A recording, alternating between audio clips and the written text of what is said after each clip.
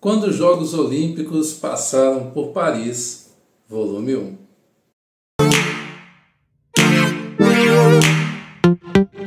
Fala galera do Que História, beleza? Hoje eu tô aqui com a camisa da França, mas não é para falar sobre futebol. Este é o primeiro de 2 vídeos que vamos fazer aqui no canal para contar as vezes em que a Olimpíada passou pela capital francesa, indo do caos à organização. Já vou te adiantar que a história é bem bacana e vai ser no volume 1 e volume 2, igual que o Bill. Mas antes se inscreve no canal, clica no sininho para receber as nossas notificações e compartilhe o nosso conteúdo com seus amigos naquele grupo do WhatsApp, com a turma que se interessa por história e por esporte. De cara eu já vou te falar que o pai do movimento olímpico era o francês Pierre de Coubertin. E desde o início o interesse dele era levar as Olimpíadas para o seu país. No início ele já vislumbrava Paris como a sede dos primeiros jogos e já imaginava que isso ia acontecer em 1900.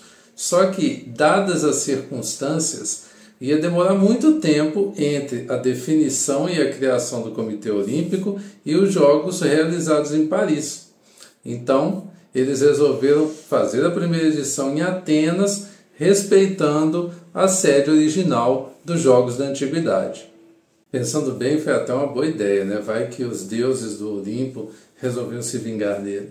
No final das contas, acabou que Paris ficou mesmo com a segunda edição dos Jogos, que foi em 1900. Para facilitar, ele aproveitou a Feira Universal que ia acontecer em Paris naquele ano e resolveu colar os 2 eventos para facilitar a logística e a organização. Também conhecida como Feira Internacional, Feira Universal e mais contemporaneamente como só Expo, o evento reunia originalmente apenas as questões e as inovações ligadas à indústria, como foi na sua concepção na Inglaterra. No entanto, a feira se expandiu para outras áreas, como comércio, educação, turismo e as artes, e foi muito importante para as relações internacionais daqueles tempos. Aquela edição de Paris em especial marcava uma mudança de século e tinha como objetivo celebrar as conquistas do ciclo anterior e principalmente impulsionar o que viria no próximo século. Parecia uma ótima ideia ligar os Jogos Olímpicos à exposição, mas, com o perdão da palavra, acabou que foi uma grande Na prática, os Jogos Olímpicos floparam completamente. Quase ninguém ficou sabendo que as competições esportivas faziam parte do programa olímpico. Elas foram feitas de forma dispersa e o público foi muito pequeno. E pasmem, teve atleta que nem ficou sabendo que tinha sido campeão olímpico. Foi uma bagunça, houve gente de férias competindo, jornalista entrando de última hora para completar time que ficou faltando atleta, enfim, tudo que você puder imaginar de diferente do que a gente conhece dos Jogos Olímpicos de hoje em dia. Acredite, a competição se espalhou entre maio e outubro. E tamanho era o desconhecimento das pessoas a respeito dos Jogos Olímpicos que as competições que foram realizadas receberam em seus cartazes o nome de Concurso Internacional de Exercícios Físicos e Esportes. Dá para ver que a Olimpíada estava desprestigiada. Essa situação acabou acontecendo em parte porque o Comitê Olímpico teve pouco papel de decisão, uma vez que boa parte da logística foi tomada pela direção responsável pela exposição, que sabia muito pouco ou quase nada de esportes e relegou ao último plano as competições. Foi tudo feito de qualquer jeito. E os esportes foram encaixados dentro de seções que já estavam previstas na exposição, como, por exemplo, o remo, que ficou dentro da área de socorrismo, e a esgrima, que ficou dentro da área de cutelaria. O atletismo, competição mais nobre dos Jogos Olímpicos, foi disputada num clube que sequer tinha pista e parecia mais um parque do que qualquer outra coisa. O plano original de Pierre de Coubertin era reconstruir em Paris uma nova versão de Olímpia, mas os organizadores da feira chegaram à conclusão que isso era muito antiquado para um país que queria olhar para o futuro e para a modernidade. Mas na verdade eles acharam que foi caro mesmo, sabe? Tão caro que sequer construíram alguma coisa para os esportes. Fizeram onde dava e do jeito que dava. Não teve cerimônia de abertura, não teve cerimônia de encerramento, mas teve corrida de motocicletas, corrida de automóveis, croquet, pelota basca, nado submerso e até balonismo. Ah, já ia me esquecendo. Teve até cabo de guerra. Foi uma zona tão grande que anos depois o COI precisou revisitar os documentos da época e rever tudo o que aconteceu em Paris para definir o que foi olímpico e o que não foi. Dentro dos critérios, pelo menos, o automobilismo e as corridas de motocicleta não ficaram. Mas o cabo de guerra ficou. Para que fique claro aqui, gente, que a gente não tem nada contra o automobilismo e as corridas de motocicleta, mas para a modalidade olímpica eu já acho meio forçado. Com isso, o quadro de medalhas que a gente tem hoje foi feito retroativamente. E ainda teve um outro problema que complicou bastante a montagem desse quadro.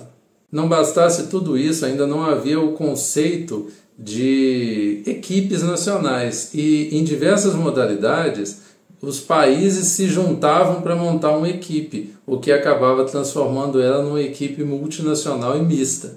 Sem falar também em atletas que iam disputar por outros países que não eram os seus.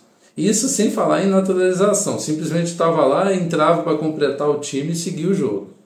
Um exemplo são os canadenses George Orton e Ronald McDonald, isso não é uma piada, sério, que competiram com a equipe dos Estados Unidos de atletismo, e não pelo Canadá.